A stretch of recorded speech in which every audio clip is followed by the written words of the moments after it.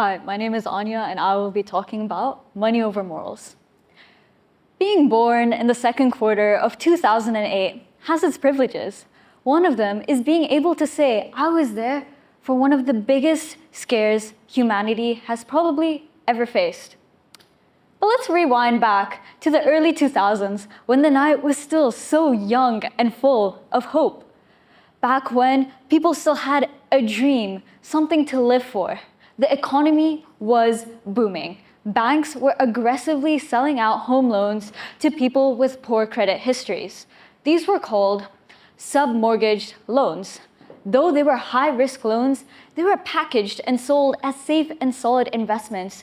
They went to the point to push this propaganda by rating every single loan there was on the market and calling these loans AA loans. Because who doesn't want that?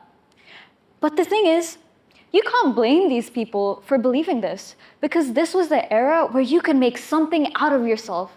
You can have your big break right now. So can you really blame them for relying on a system that has been built on blind optimism, quite really, and deep denial? But a few people saw through the glitz and glam of this market. One of those people being Dr. Michael Berry. He went through thousands of mortgage profiles just to realize that these loans were bound to fail. People like Steve Eisman, who had deep knowledge of the market, was able to see through the facades and realize, wait, this is flawed. Something is not right. So what did they do? They made the bold and controversial decision at the time to bet against the market. They bet against what all the JPs and Morgans of the world were swearing was the safest place to put your money in. They believed themselves to the point of invention. They invented financial instruments where they will gain profit if the housing market collapses. And like a tale as old as time, you guys already know. The housing market collapsed. By September 2008, the economy tanked. The housing bubble burst. This is the second time in the past decade after the dot-com, a bubble that was so promising burst into smithereens. 8 million people lost their jobs. Millions of homes were foreclosed. Families got broken, lives got shattered. And you can still see the ripple effects of what has happened during that month today. But what about the people who bet on the system?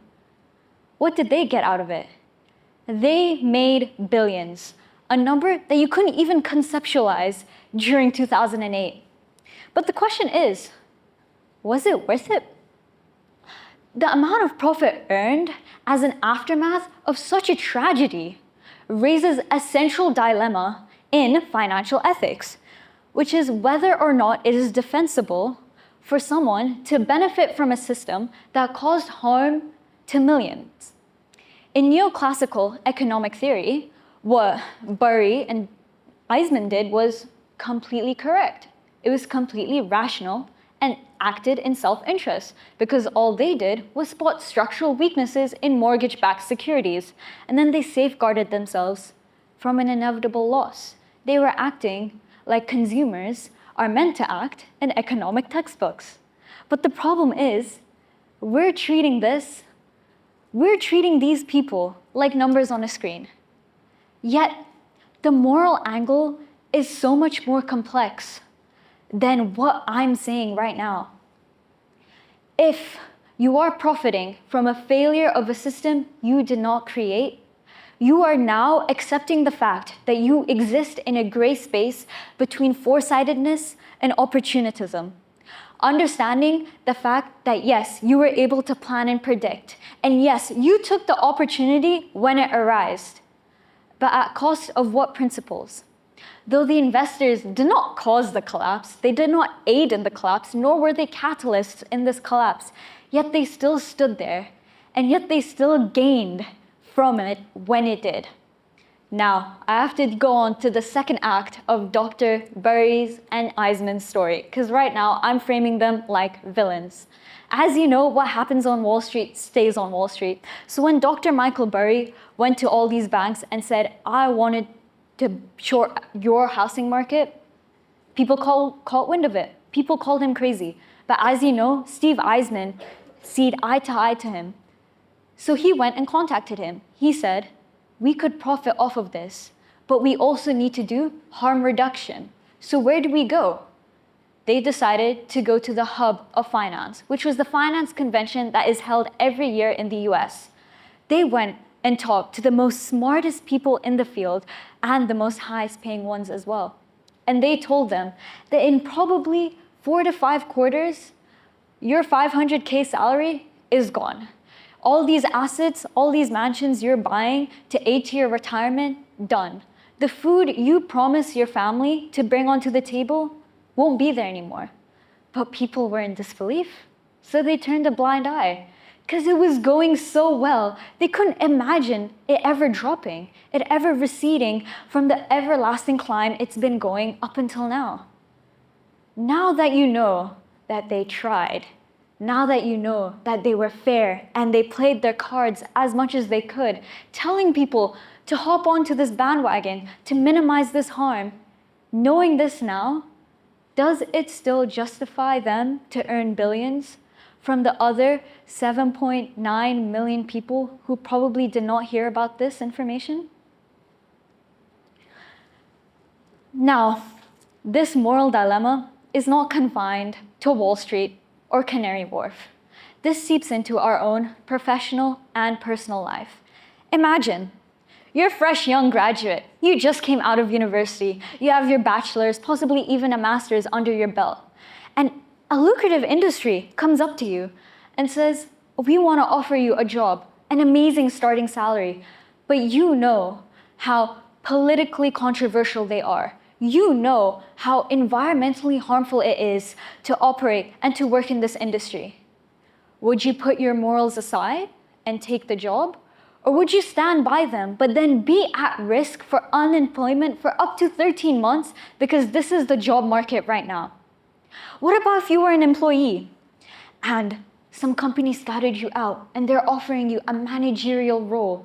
Suddenly, there are 2 extra zeros on your sign check.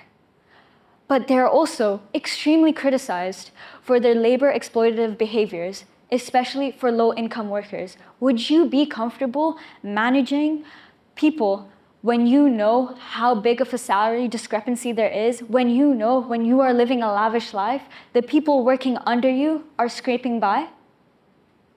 To move forward as a society, we have to redefine our concept of success beyond financial metrics. How much longer can we chase after financial freedom by sacrificing our moral integrity? To do so, we have to be extremely focused on the fact that we have to humanize our decision-making skills. And not only that, at an institutional level. Because right now, we are operating in a system where we are just a statistic on a board for some kid to talk about in 10 years' time. We have to break away from the idea that the only way to find peace and content in life is when you move up that corporate ladder or when you get better bills. And not only this, we have to remember that the everlasting legacy that this financial crisis has brought isn't the billions that were gained or lost by a few people, but the realization that the market is not an autonomous entity.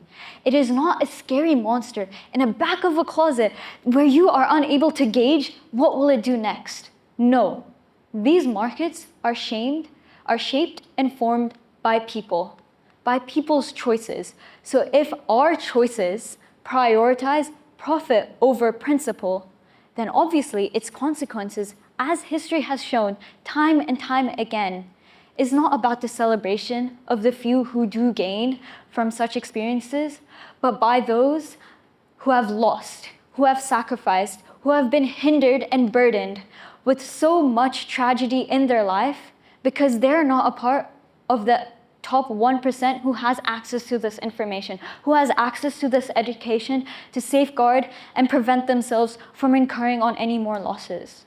So when you think about tomorrow, about what decisions you have to make, about how you're going to plan your next steps, please think about conscience over convenience. Thank you.